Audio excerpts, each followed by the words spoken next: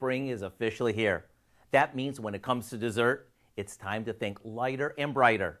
So what do you say we say goodbye to cobblers and crisps just for a while and hello to a cake that is truly what we call springtacular?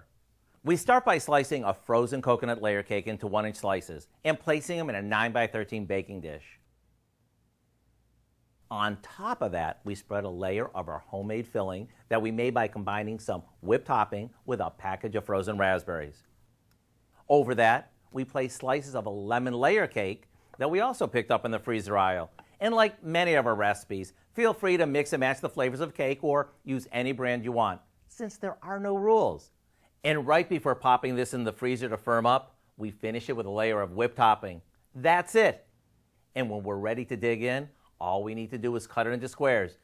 Maybe finish it off with a few raspberries and get ready for a dessert that shouts spring. You know, I hope you'll go online and get the recipe for what we call Spring Fling Layered Cake, so you can welcome in the new season with a tasty and lighter dessert. I'm Howard in the Mr. Food Test Kitchen, where today we found a fresh and springy way for you to say, ooh, it's so good.